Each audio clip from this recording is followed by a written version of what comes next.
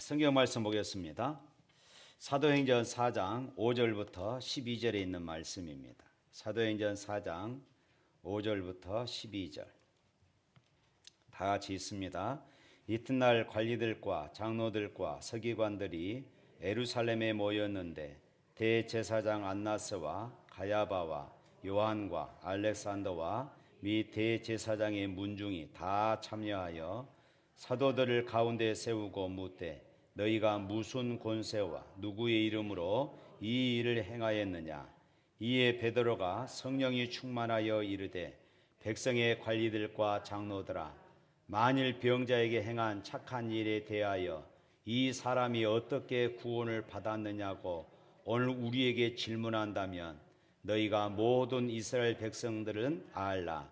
너희가 십자가에 못 박고 하나님이 죽은 자 가운데서 살리신 나사렛 예수 그리스도의 이름으로 이 사람이 건강하게 되어 너희 앞에 섰느니라. 이 예수는 너희 건축자들의 버린 돌로서 집 모퉁이의 머릿돌이 되었느니라. 다른 이로서는 구원을 받을 수 없나니 천하 사람 중에 구원받을 만한 다른 이름을 우리에게 주신 일이 없음이라 하였더라. 아멘. 필리핀 잘 다녀왔습니다. 가기 전에 또 선교사님이 급작스럽게 응급실에 또 실려가서 많이 걱정을 했는데 무사히 또 건강이 회복되어서 모든 일정들을 다 마칠 수가 있었습니다. 저는 이번 필리핀 선교제를 방문하면서 선교하는 사람 또 선교하는 교회는 참 행복하다 하는 것을 다시 한번 느꼈습니다. 왜냐하면 선교지에는 하나님의 일하심을 우리의 눈으로 직접 볼 수 있고 확인할 수 있는 그런 장이기 때문에 그렇습니다. 이번 필리핀 선교를 준비하면서 필리핀을 가면은 꼭 만나보고 싶은 사람이 몇 사람이 있었습니다. 그 중에 한 명이 바로 이 심장병 수술한 아이였습니다. 다니엘 기도회 측에서 선교지 심장병 아이를 무료로 수술할 것이니 추천해 달라는 그런 공문을 제가 받았고 또 선교사님과 연결해서 마치 그 선교 지역에 사역자 손녀가 심장병으로 인하여서 이제 죽어가고 있다는 그런 소식을 접하게 되었고 이 아이를 추천하게 되었습니다.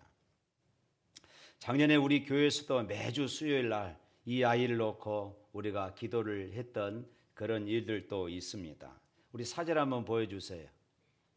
첫 번째 사진, 그 가족 사진이고 저희 지금 말라있는 그 사진은 나중에 보여주고 저 아이가 저 심장병에 걸려있는 그 아이지요. 그 다음 사진은 이제 수술하고 다음 사진 보여주세요. 저 사진은 이제 수술하고 완전히 생기가 회복된 그런 아이의 모습입니다. 이 아이와 그 엄마를 만났습니다. 그 가족들을 만났어요. 선교사님이 제 소개를 하니까 이 아이가 이 아이의 엄마가 버럭 눈물을 흘리는 것입니다. 너무 감사하다는 것입니다. 사실 제가 한 것은 우리 교회가 한 것은 추천해주고 기도해 준 것뿐이었는데 죽어가는 아이를 살려주셔서 너무나도 감사하다는 그런 표현이었습니다. 엄마는 심장병으로 죽어가는 이 아이를 놓고 얼마나 기도했겠습니까? 필리핀에서는 돈도 돈이지만은 이 아이를 살릴 수 있는 그런 우술도 부족했을 것이고 이 아이를 살릴 수 있는 가망이 전혀 없었을 것입니다. 또 한국에 와서 이 아이를 검사하고 교수들이 이 아이에 대해서 수술하기 전에 논의를 하는데 이 아이는 수술 불가다. 수술해도 살 확률이 몇 프로 되지 않고 수술하지 않는다면 6개월 정도 살다가 이 아이가 죽는다는 그런 결론을 내렸습니다. 이 소식을 들은 이 아이의 엄마가 얼마나 울면서 하나님 앞에 매달렸겠습니까? 그리고 또 필리핀에 있는 선교사님에게 이 이야기가 들어가고 또 저에게 이 이야기가 들어오고 한국 교회가 이 아이를 놓고 기도를 했습니다. 그런데 그 중에 어느 의사분 한 분이 이렇게 이야기를 했답니다. 수술 안 해도 죽는데 기양이 이 아이를 우리가 한번 수술 한번 해봅시다. 그렇게 해서 수술이 결정되어졌고 수술하고 성공적으로 수술이 완료가 되었습니다. 그리고 아까 보았던 것처럼 건강한 모습으로 퇴원해서 아주 열심히 뛰어다니고 제 품에 안기는데 언제 본 것처럼 그렇게 딱 달라붙더라고요. 얼마나 감격스러운 그런 일이었는가 모릅니다. 하나님께서 이 엄마의 기도를 들으셨고 하나님께서 이 아이를 수술하시고 치료해 주신 줄로 믿습니다. 저는 이 아이를 통하여서 앞으로 일어날 필리핀 그 지역에 일어날 하나님의 놀라운 그런 복음의 역사를 상상할 수가 있었던 것입니다. 두 번째로 필리핀에서 만나고 싶은 사람은 오토바이를 타고 가다가 뺑소니 사고를 당한 그런 사역자였습니다. 아들과 함께 오토바이를 타고 이른 새벽에 이제 교회를 가는데 차가 치고 나서 도망가 버렸습니다. 지난번 봄에 우리 교회에서 그 사진을 너무 볼 수 없을 정도로 흉측한 그런 사고 모습이었기 때문에 여러분들에게 보여드리지 못하고 기도만 해달라. 그리고 수술비를 우리가 마련해서 보내드렸습니다. 이 사역자를 보고 싶었습니다.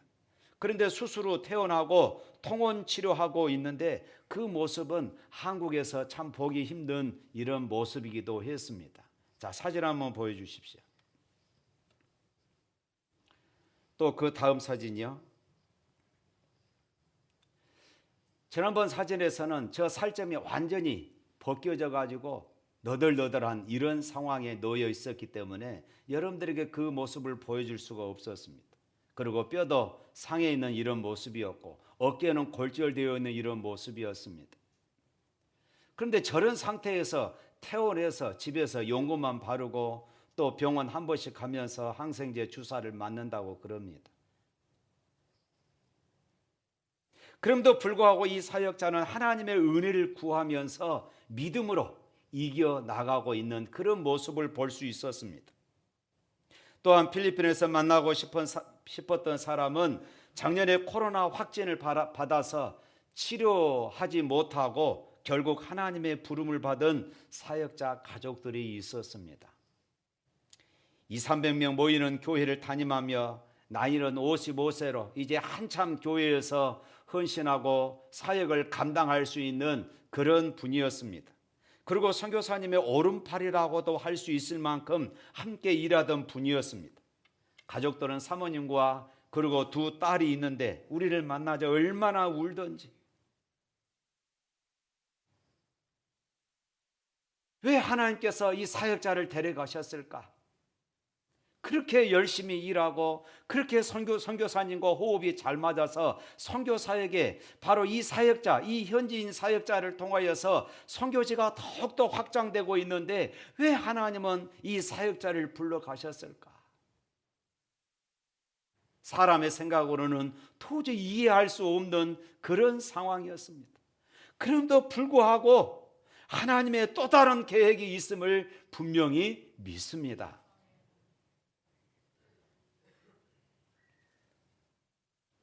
또한 네 번째는 선교지를 돌아보면서 네 번째 사진 한번 보여주십시오.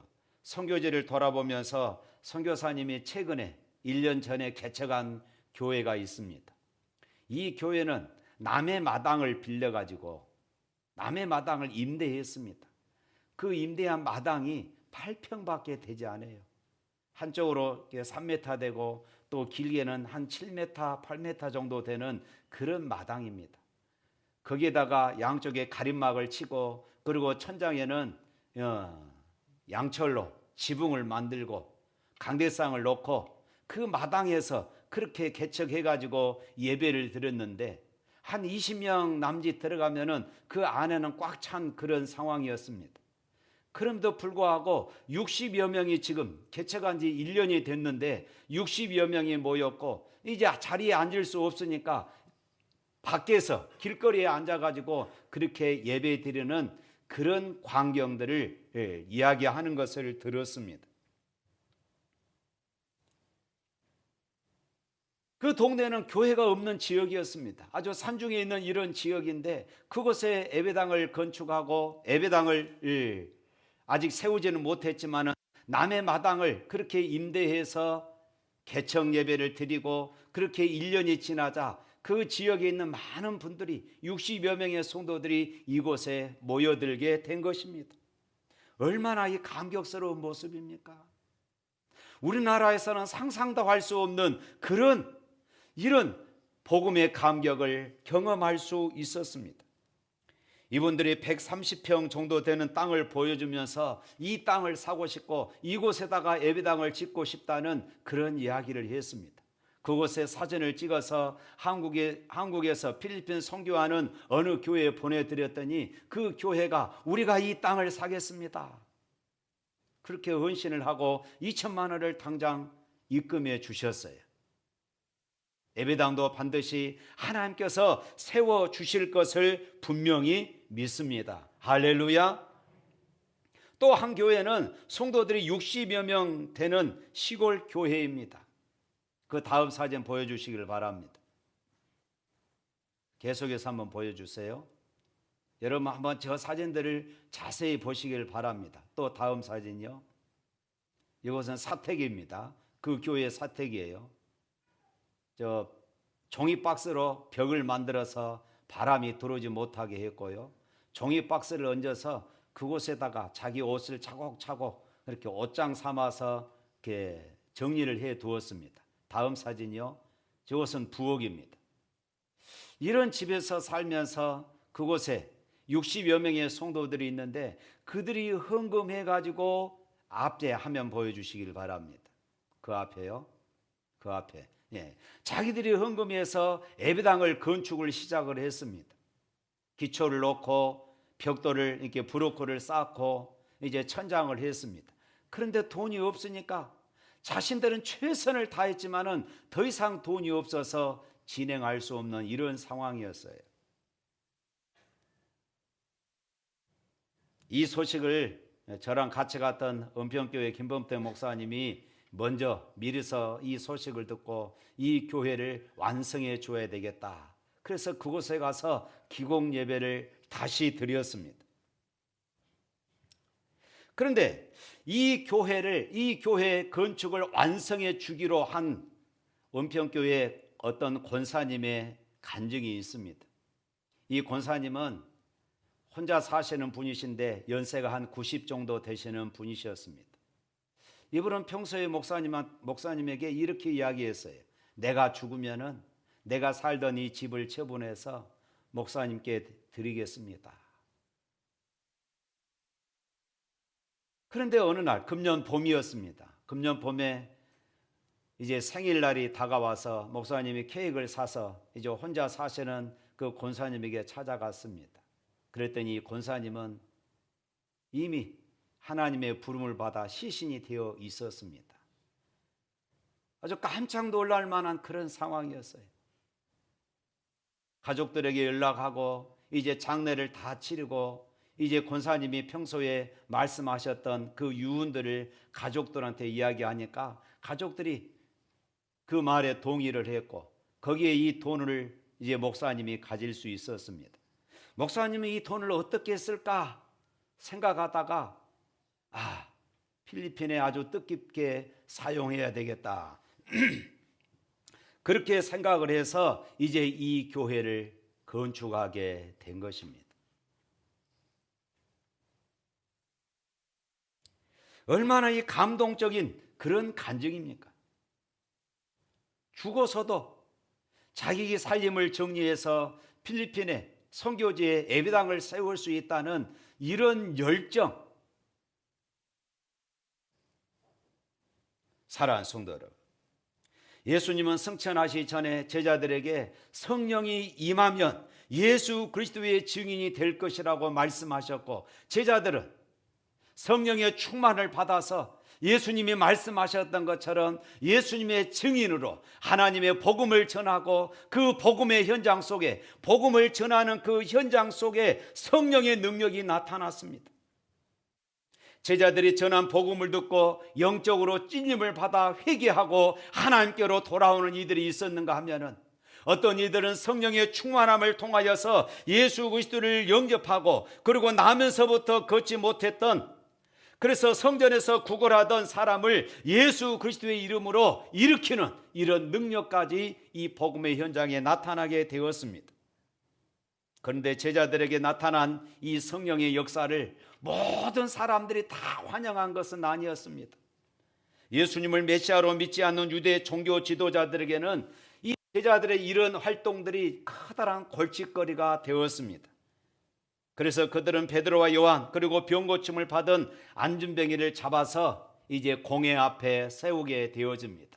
이때 당시 이 공회, 이 산헤드린 공회라고 말하는데, 이 공회라고 한다면은 대제사장과 유대의 지도자들로 구성된 모임입니다.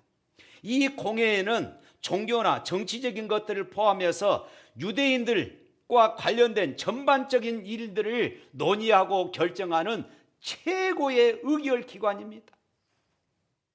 그러니까 공회에 속한 사람들의 권세는 유대 사람들에게 있어서 최고의 사람들인 것이지요. 오늘 7절 말씀에 보면은 이렇게 말하고 있습니다. 7절 다 같이 읽습니다.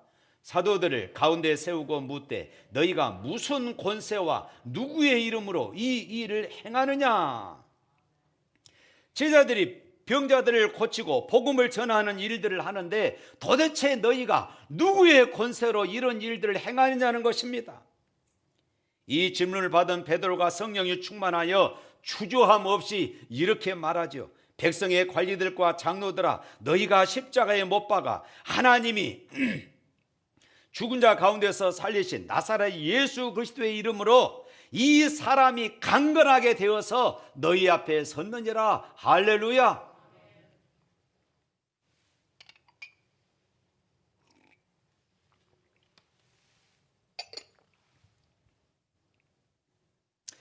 베드로는 예수 그리스도의 이름의 권세로 이런 일들을 행하고 있다고 말했습니다.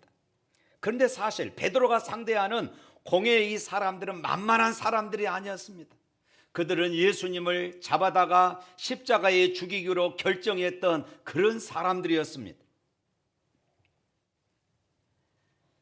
그러니까 예수님조차도 그들이 음모를 꾸며서 십자가에 죽이게 했던 이런 사람들이 베드로와 그리고 예수님의 다른 제자들을 죽이는 것은 아무것도 아니라는 것입니다. 그리고 한때는 베드로와 제자들도 그들이 두려워서 숨었던 그런 사람들이었습니다. 그런데 베드로가 성령이 충만하니까 담대하여서 그들 앞에 당당하게 예수 그리스도의 이름을 증거하고 있는 것입니다. 그리고 12절에 또 이렇게 말하죠. 12절 말씀 한번 읽어봅니다. 다른 이로서는 구원을 받을 수 없나니 천하 사람 중에 구원을 받을 만한 다른 이름을 우리에게 주신 일이 없음이라 하였더라. 예수 그리스도는 이 사람의 육신의 병을 고쳐주셨을 뿐만 아니라 우리의 영혼을 구원하시는 구원의 이름이라는 것입니다. 예수 그리스도가 진정 메시아 되심을 베드로는 그 공회 앞에서 당당하게 선포하게 된 것입니다. 사랑하는 성도 여러분, 베드로가 한때는 두려워하고 한때는 무서워해서 숨어버리기도 했는데 어떻게 베드로가 그 권세자들 앞에서 당당하게 이렇게 그리스도의 이름을 말할 수 있었습니까?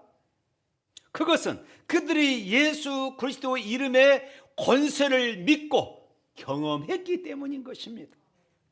베드로가 예수 그리스도의 이름으로 병자를 고칠 때에 병자가 나음을 받았습니다. 예수 그리스도의 이름으로 죄인들을 향하여서 회개를 선포했을 때 수많은 사람들이 형제들아 우리가 어찌할꼬 회개하며 하나님께로 돌아오는 이런 역사들이 일어난 것입니다.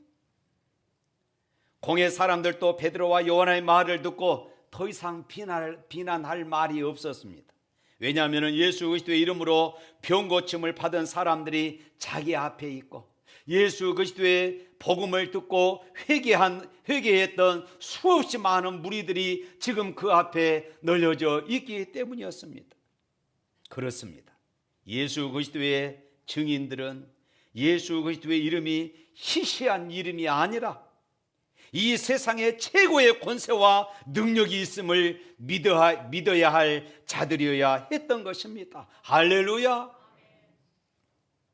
마태복음 18장 20절 말씀에 예수님은 제자들에게 이렇게 말씀하십니다. 두세 사람이 내 이름으로 모인 곳에는 나도 그들 중에 있느니라. 할렐루야. 우리가 예수 그리스도의 이름으로 모인 이 자리에 예수 그리스도께서 함께 하심을 믿으시기를 축복합니다. 그래서 우리가 지금 이 시간 예수님을 모시고 예배하게 되는 것이에요. 또한 예수 그리스도께서 계신 이곳에서 그의 능력이 나타나는 것입니다. 예수 그리스도의 이름으로 악한 영의 권세를 이기며 치유와 회복의 역사가 일어나게 될 줄로 믿습니다. 사랑하는 성도 여러분, 제자들이 경험했던 이러한 예수 그리스도의 이름의 능력을 우리 또한 믿고 선포하며 살아가야 할 줄로 믿습니다. 삶의 문제와 어려움이 있을 때에 그리스도의 이름으로 기도하며 선포하시기를 축복합니다. 내 육신과 정신을 혼미케 하는 악한 영의 권세를 그리스도의 이름의 권세로 물리치시기를 축복합니다. 삶의 문제를 향하여 예수 그리스도의 이름을 부르며 맞설 수 있기를 주님의 이름으로 축복합니다. 성도가 이렇게 할 수 있는 것은 나의 이름의 권세와 능력이 있어서 하는 것이 아닙니다. 예수 그리스도의 이름을 믿고 나갈 때에 주님께서 함께 하셔서 그 능력을 드러내 주시기 때문임을 믿으시기를 바랍니다. 이제 공회의 사람들도 베드로와 요한이 증거한 예수 그리스도의 이름의 능력을 부인할 수가 없었습니다. 왜냐하면 실제로 예루살렘에 사는 사람들이 그 표적을 보았고 자신들도 예수 그리스도의 이름으로 치유받은 그 안진병이었던 이 사람을 직접 눈으로 보고 있기 때문이었던 것입니다. 그래서 공회의원들이 모여서 결정하기를 17절에 이렇게 말합니다. 이것이 민간에 더 퍼지지 못하게 하여서 그들을 위협하여 이후에는 이 이름으로 아무에게도 말하지 말게 하자. 더 이상 예수의 이름으로 말하지 못하게 하자. 쉽게 말하면 위협한다는 것입니다. 엄포를 놓는다는 것입니다. 다시 예수 그리스도 이름으로 말하면 너 죽일 거야. 그리고 베드로와 요한을 불러놓고 그렇게 말했습니다. 그러니까 예수님을 십자가에 못 박아 죽였던 이 사람들이 베드로와 요한을 불러놓고 지금 위협한 것입니다. 너희도 내가 죽일 거야. 그런데 이때 베드로와 요한이 19절에 이렇게 말합니다. 19절 말씀 보면 이렇습니다. 베드로와 요한이 대답하여 이르되 하나님 앞에서 너희 말을 듣는 것이 하나님의 말씀을 듣는 것보다 옳은가 판단하라. 제자들은 자신들이 예수 그리스도의 이름을 증거하고 능력을 행하는 것이 사람의 말에 근거해서 한 것이 아님을 지금 말하고 있는 것입니다. 예수 그리스도의 이름을 전하는 것은 사람의 말로부터 나온 것이 아니라 하나님의 말씀이고 하나님의 명령이라는 것입니다. 다시 말해서 예수 그리스도의 이름을 증거하는 선교의 주체는 사람이 아니라 하나님이심을 믿습니다. 요한복음 20장 21절 말씀에 이렇게 말씀합니다. 우리 다 같이 한번 읽어봅니다. 예수께서 또 이르시되 너희에게 평강이 있을지어다. 아버지께서 나를 보내신 것 같이 나도 너희를 보내노라. 예수님은 자신이 이 땅에 오셔서 사람들을 십자가를 통해 구원하시고 자신의 이름을 이 땅에 알리는 일이 하나님 아버지께서 자신을 이 땅에 보내셨기 때문이라고 이렇게 말씀하고 있습니다. 곧 예수 그리스도를 이 땅을 구원할 최초의 선교사로 보내신 분이 하나님 아버지라는 말씀입니다. 그리고 이제 예수님도 그러한 하나님의 선교의 연장선에서 그 사역을 감당하셨던 것입니다. 하나님께서 시작하신 선교를 예수님께서 맡으셨고 이제 예수님께서 하신 선교를 제자들이 이어서 한 것입니다. 그러기에 선교의 시작과 이 선교의 주체는 사람이 아니라 하나님이시라는 것입니다. 할렐루야.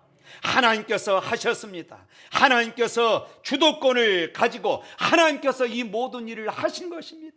내가 한 것이 아닙니다. 우리 교회가 한 것이 아닙니다. 하나님의 말씀이고 하나님의 명령이고 하나님이 이 교회를 통하여 이런 역사를 이루어가고 계심을 믿습니다. 그런데 하나님께서 선교의 시작이고 주체가 되신다고 했을 때에 깨달아야 할 것이 무엇입니까? 선교하는 성도와 교회는 선교의 주체이신 하나님의 마음을 품어야 한다는 것입니다. 하나님께서 나를 통하여서 선교하기를 원하고 계십니다. 하나님은 우리 교회를 통하여서 선교하기를 원하고 계신 것입니다. 하나님의 복음이 이 교회를 통하여 금오동뿐만 아니라 이 강유 땅뿐만 아니라 땅 끝까지 이르러 복음이 증거되기를 원하고 계십니다. 이것이 하나님의 마음입니다. 물론 선교를 하는 동기가 여러 가지 있을 수 있습니다. 때로는 예수님의 명령이니까 의무감을 가지고 어쩔 수 없이 하는 경우도 있을 것입니다. 또 자신의 공로를 생각하며 자랑스럽게 생각하면서 할 수도 있을 것입니다. 이러한 동기들을 통하여서 선교할 수 있습니다. 그러나 진정한 선교의 동기는 하나님의 마음에서부터 나아야 할 줄로 믿습니다. 하나님의 마음입니다. 우리 교회는 아프리카 탄자니아의 예배당을 건축하고 학교를 세우고 우물을 파고 축구대회를 통해서 세웠던 교회의 전도의 활력을 심어주고 있습니다. 그런데 우리 교회 청소년들이 아프리카가 너무 멀어서 우리는 갈 수 없으니까 우리는 필리핀에다가 선교하겠습니다. 그래서 세웠던 교회가 자기들끼리 아르바이트하고 돈을 모으고 용돈을 모아서 헌금해가지고 이것이 결국은 필리핀의 수아한 교회를 세우게 된 것입니다. 제가 하자고 한 것이 아닙니다. 우리도 하고 싶다는 것입니다. 이것이 바로 하나님 마음인 것이에요. 예배당을 건축하고 이제 3주년이 되어서 이번에 3주년 기념 예배를 그렇게 드린 것입니다. 이번에 제가 방문했을 때의 3주년 기념 주일을 지키면서 우리 청소년부에서 돼지 한 마리를 그렇게 준비를 했습니다. 그리고 청소년부 아이들이 또 자기들이 샤프심을 준비해서 그들에게 선물을 하게 된 것입니다. 그렇습니다. 선교의 출발점은 바로 하나님의 마음을 품는 곳에서 있는 줄로 믿습니다. 그리고 하나님의 마음을 헤아리고 품는 교회와 성도가 하나님의 선교에 동참할 수가 있습니다. 하나님은 오늘날에도 누군가가 하나님의 마음을 품고 하나님의 선교에 동참하기를 원하고 계십니다. 우리 이웃과 이 사회를 향하여 품고 계신 하나님의 마음을 가질 때에 우리는 선교할 수가 있습니다. 주님을 알지 못하는 나라와 민족에게 향하신 하나님의 마음을 우리가 품을 때에 선교의 그런 일꾼들로 쓰임받을 수 있는 것이에요. 그리고 하나님은 지금도 이 당신의 마음을 가지고 가깝든지 아니면은 땅 끝까지라도 가서 복음을 전할 사람, 예수 그리스도의 이름을 전할 사람을 찾고 계신 줄로 믿습니다. 사랑하는 성도 여러분, 하나님께서 제자들에게 성령을 부어 주셔서 하나님의 선교에 동참케 하셨습니다. 예수 그리스도의 구원의 이름을 세상에 증거하도록 하셨습니다. 하나님은 예수 그리스도의 구원의 이름이 온 땅에 증거되기를 원하고 계십니다. 그리고 오늘날 저와 여러분을 통해서 주님은 이 이름이 증거되기를 원하고 계신 것입니다. 그런데 예수 그리스도를 전하는 선교의 삶은 예수 그리스도의 이름의 권세와 능력을 믿고 경험한 사람들이 할 수가 있는 것입니다. 뿐만 아니라 땅끝까지 이르러 주의 복음이 증거되고 땅끝까지 이르러 하나님의 백성들이 일어나기를 소망하는 그 하나님의 아버지의 마음을 가슴에 품는 사람들이 이 선교의 사역들을 감당할 수가 있는 것입니다. 저는 우리 샘물교회가 이 하나님의 마음을 품고 세상을 바라보고 선교를 감당할 수 있는 그런 교회가 될 수 있기를 주님의 이름으로 축복합니다. 찬양하겠습니다.